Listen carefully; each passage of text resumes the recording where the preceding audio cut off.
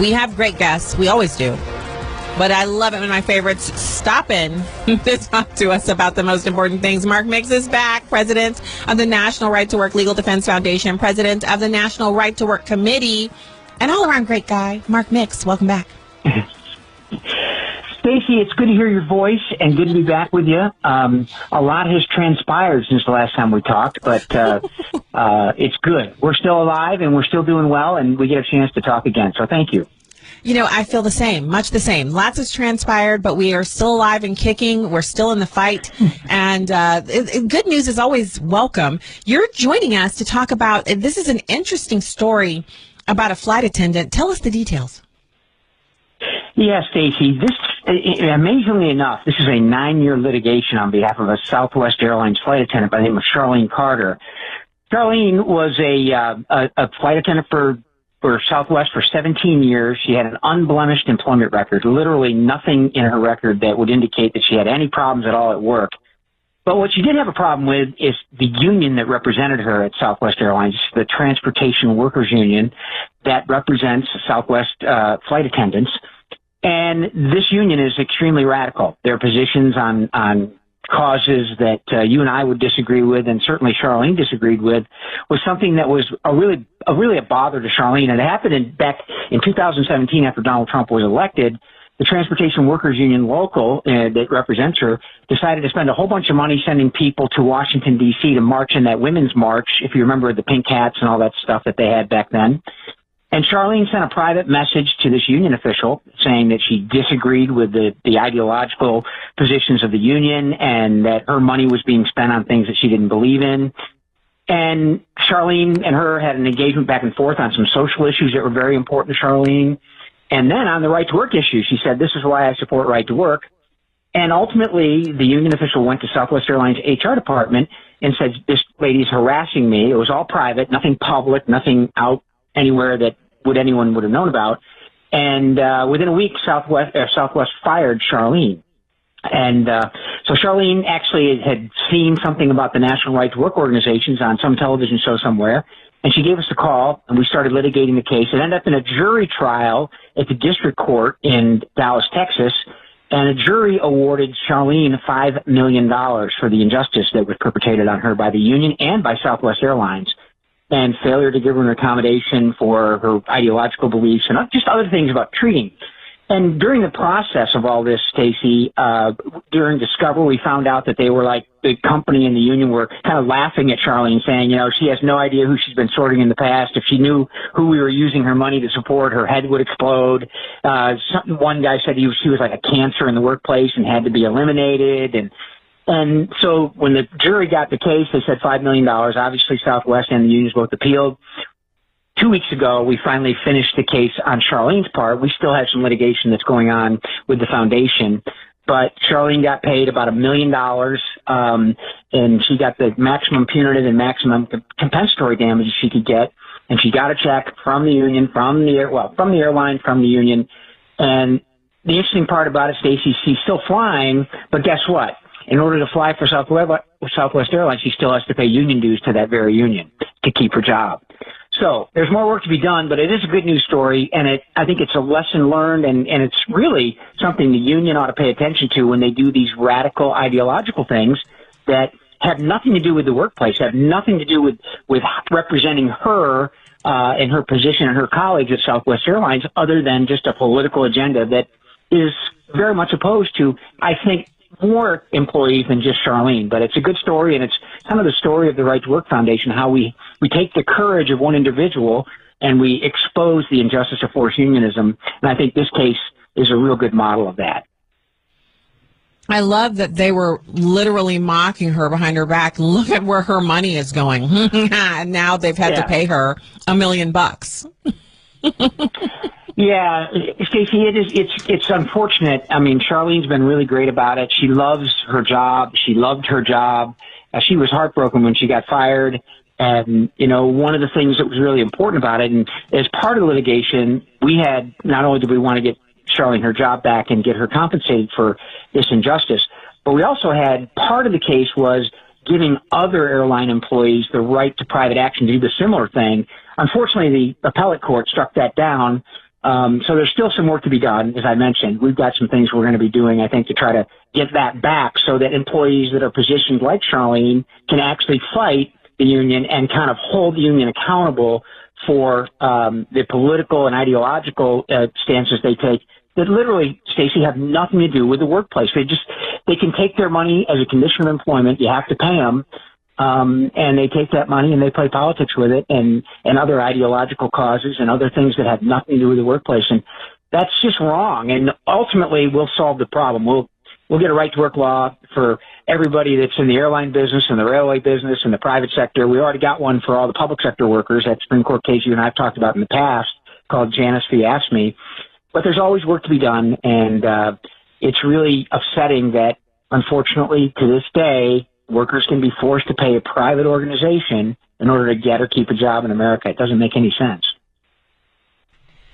It is a little ironic that after they've admitted to abusing her union dues and after they've had basically a open contempt for her, they then get to accept dues from her again, even though they've proven that they're not clean dealers, they're not clean operators.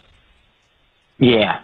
That's how the Railway Labor Act that governs airline employees and railroad employees across the country since 1926, by the way, that's how it reads. And she was working in Texas, which is a right to work state. If she'd have been just a private sector worker, she'd have been protected from that forced compulsion and that forced payment of dues. But because she's under the Railway Labor Act, the right to work law does not apply to those workers. And so she was forced to pay. She's still forced to pay today. To work for an airline that she loves and a job that she loves. And the only way she can continue doing it is to continue to pay this organization. Yeah.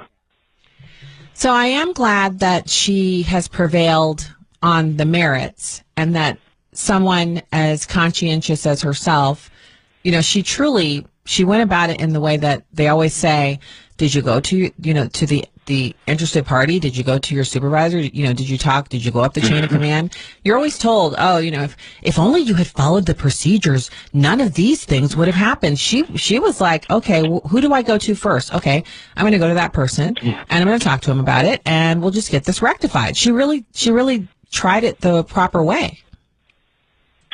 Yeah, Stacy, and that's a great point you make because when Southwest Airlines fired her for this so-called infraction or this so-called problem, the only person that she could go to grieve that firing was guess who?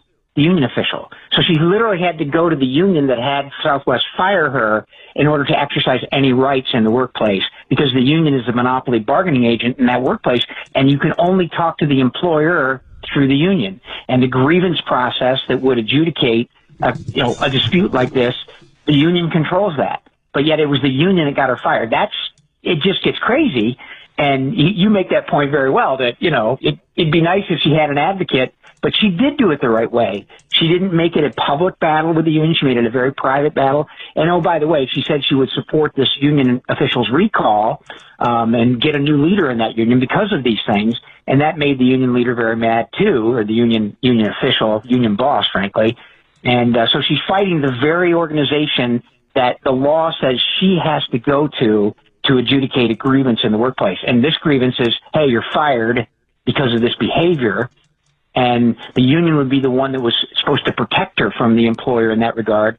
But the way the law's written, it's unfortunate. And the good news, Stacy, is there's people like Charlene that had the courage to stand up and fight, do it right. We're glad that we could help them in a case like this. I mean, again, it's been a 9-year legal battle. They tried to go en banc. We're not sure yet whether the union's going to, or the union or the company's going to appeal the other issues in the case to the U.S. Supreme Court.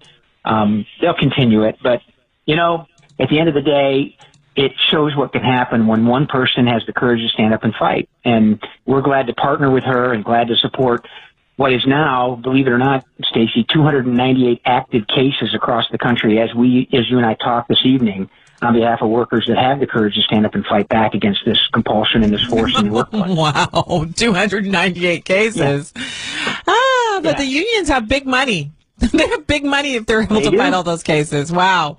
Yeah. There was a Bible story called David versus Goliath. You remember that one? Sometimes it feels like that, but I'll tell you what.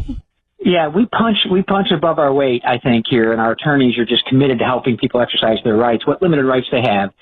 But there's more work to be done here. But the good news is that cases like this get national notoriety. You help get the word out on these things, Stacy, and so more people that listen, if they have questions about their rights in the workplace as it relates to unions and how unions are treating them or how unions are spending their money, they can get free legal aid and get their questions answered by the Right to Work Foundation. And we're grateful for the supporters of our organization that allow us to do that. So, the unions have compulsory dues in many of the states, and that's how they're able to keep their war chest full.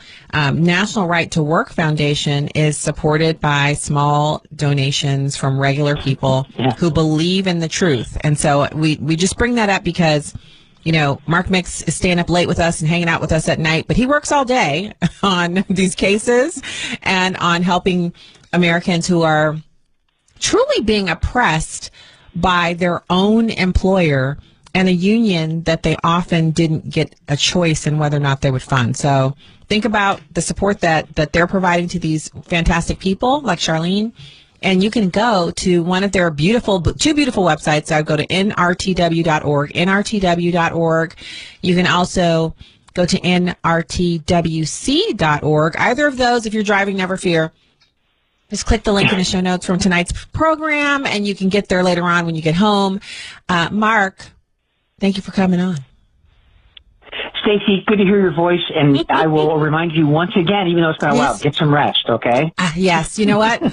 I'm overdue for you to say, get some rest. Although I have to say, one of my rest points has been that this year, because last year I was so busy working, I had so much going on, my garden didn't even get started until June. I have already been out there, and things are blooming. I've had like four peony bouquets so far, and all of the rose bushes are flowering up, and it's really been great. So as a part of rest, it's getting your hand into the dirt, getting the mulch laid out, and putting in some annuals. So I've been doing that, and it's been really great. So I appreciate the encouragement to rest. I've been trying. Yeah. Stacy, always a privilege to talk with you, okay? All right. Have a great night, Mark. And we'll be back with